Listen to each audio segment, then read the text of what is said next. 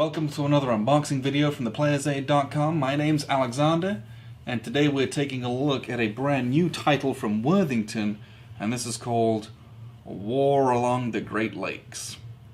And so this is a two-player block war game, and this is the third title and the final title of their War of 1812 trilogy. So I've not played each of the other two. This is the first one I've played of this series, but Worthington usually makes games which are very approachable, play in a short amount of time, and are also good, stimulating fun. So this comes in a big, what is this, 2 and a bit inch box. So what do we got here? 2 players, 3 out of 10 difficulty, and victory within 2 hours. Of all the game companies, this victory within 2 hours is usually the most accurate. So it should be easy enough to play. 14 plus, that's up to you with who you want to teach and how and when. So let's take a look at what we get here. The cardboard's very thick on this, and it's got almost like a linen finish. It's really nice.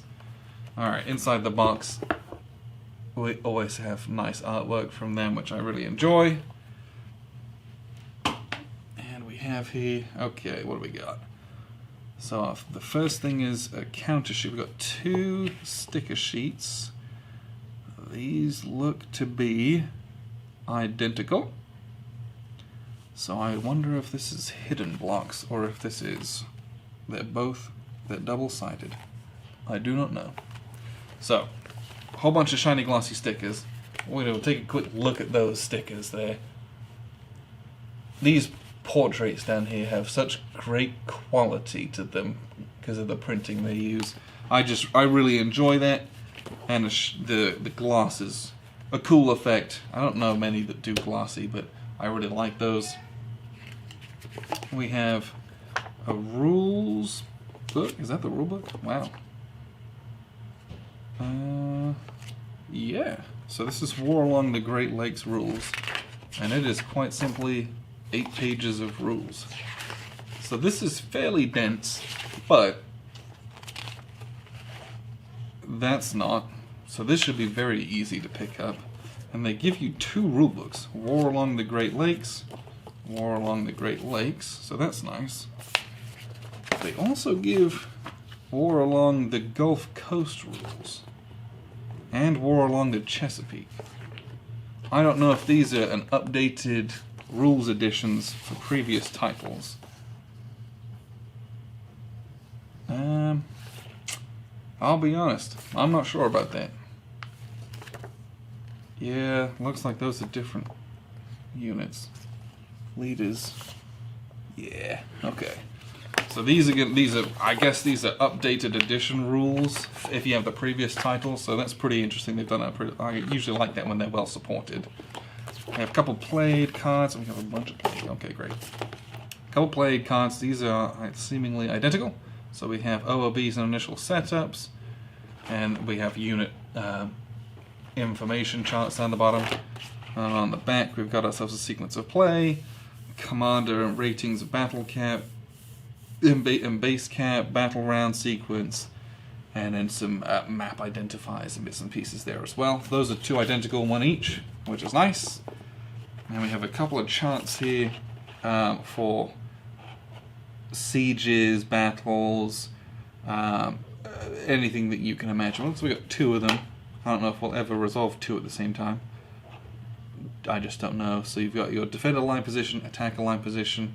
If there's a fort, here we're going to go reserve, failed morale, amphibious if we're doing landings or crossing rivers, reserve, failed, and then crossing rivers is here, I suppose. But yeah, that's fairly nice to have attack boards like that.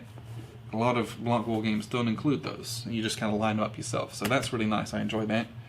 Okay, so we have our map. We'll take a gander at that here in just a second.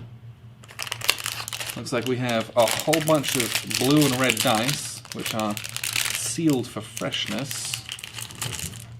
So probably, like most block war games, it's not quite a bucket of dice, but at the same time it feels a similar way. You'll chuck a number of dice based on your strength points, modified by commanders or defensive ratings, things like that. So, whole bunch of dice. And then we have a whole bunch of blocks. Now let's take these out. I've stickered one game from... No, that's not true. I've stickered multiple games from Worthington where it was blocks. So these are very chunky compared to... I felt like the Hold the Line was smaller blocks. That might not be true, but that's just what I feel like I remember. And size-wise, so I've got the backing on this, so I didn't peel it off. But you can see it fits there in the middle. There's a ton of space. Let's get it on there properly. There's a ton of space on all of the borders, so you're not really tight up against it like in some other games that I've stickered before that were monumentally difficult to do. And we've got blue and red, and that's it. It's really that simple. Try and cram all that back in there. So that's that. Let's take a look at the map. And okay, let's open it up properly. A lot of block war games use area movement. Oh, this is a long map. Oh, I like it. How are we going to set this up so you can see? I'm going to keep it this way so you can see most of it. But this is a very long, thin map. I think this is, gosh, that might be 17 by 34. It's not 22 by 34. So we've got all the way down here, we've got Lake Erie, Great Lakes, American Naval Squadron holding boxes here and here. And at the top you've got your British Naval Squadrons in Lake Ontario, Canada, United States. So I believe in this one, even though it's a block war game, instead of using area movement, it is actually point-to-point movement.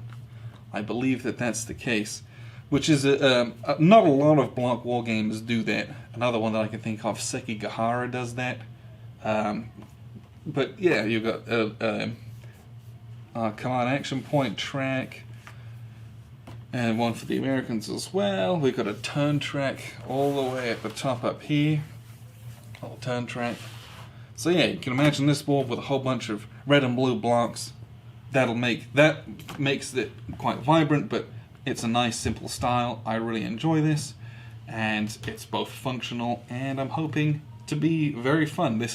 When this came in the mail, I was very excited because it's at least this latter part of the War of 1812 isn't something we usually game a lot of, but the period is one that's always very interesting and has just cool, it's usually really interesting combat resolution, and you know, you're struggling with movement because of the terrain and the logistics of the 19th century.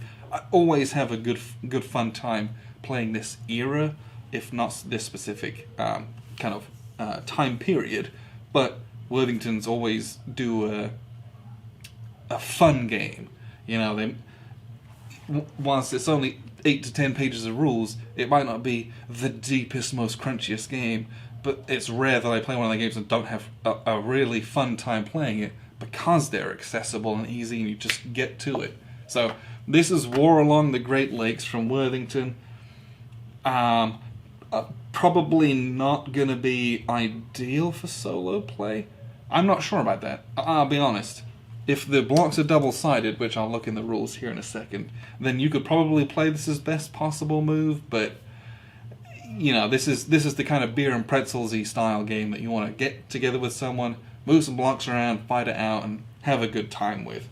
So I appreciate you guys tuning in. This is War Along the Great Lakes by Worthington, and I've been Alexander from theplayersaid.com.